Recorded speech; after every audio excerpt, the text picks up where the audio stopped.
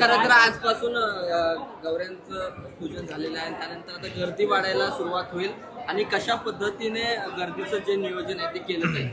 बघा, गर्दी पहिल्या दिवशीपासूनच वाढला आहे पण नक्कीच आज गौरी गणपतीचं विसर्जन झाल्यानंतर अनेक भाविक आपल्या लाडक्या बाप्पाचं दर्शन घ्यायला येतील. 100% भाविकांना कुठल्याही गैरसोय होणार नाही त्याची आम्ही काळजी घेतली आहे. क्राऊड मॅनेजमेंटची जी आमची टीम आहे आणि पोलीस प्रशासन यांच्यासोबत एकत्र आमचे व्हॉलेंटियर्स असतील, पोलीस प्रशासन असतील, हे व्यवस्थित लोकांना दर्शन होईल त्याचं आम्ही खात्रीपूर्वक नियोजन केलं आहे. यामध्ये महिलांसाठी किंवा पुरुषांसाठी काही विशेष लाईनीची व्यवस्था? महिलांसाठी आणि लहान मुलांसाठी आणि वयस्कर लोकांसाठी आपण वेगळा एक लाईन केला आहे. जे महिला, वयस्कर आणि लहान मुलं असतील यांना एक वेगळी लाईन केली आणि पुरुषांसाठी आपण वेगळी लाईन केली आहे. नाही, वॉकी टॉकी म्हणजे आता उत्सवात फोन माणूस उचलेल नाही उचलेल, गर्दी असती, व्यस्त असतात.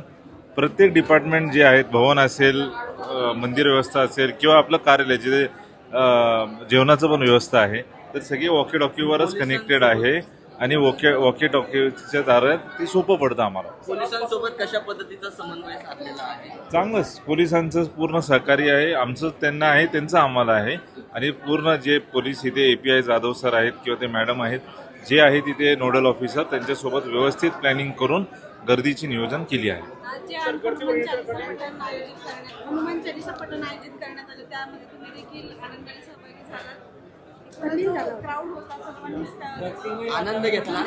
नाही, मला वाटतं पंडित रसराज महाराज हे आज येऊन सुंदर पाठ असेल, हनुमान चालीसा पठण असेल किंवा बजरंग बाण असेल, हे त्यांनी आज 2.5-3 तास ह्या व्यासपीठावर भाऊसाहेबांच्या त्यांनी हे केलं आहे. नक्कीच ती वातावरणच तशी होती. आपण नेहमी हिंदू सण, हिंदू संस्कृती आणि याचं जपण्याचं काम करतो, त्याच्यातले ते आहेत. आणि त्यांनी व्यवस्थित आज बहुतेक ते त्यांच्याच ऊर्जानी ही सगळ्या गोष्टी झाल्या.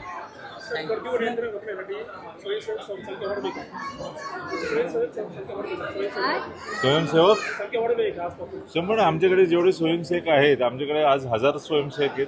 त्याच्यात गर्दी नियंत्रणासाठी कमीत कमी आपण 100-150 स्वयंसेवक ठेवलेत त्यांचे नियोजन करण्यासाठी.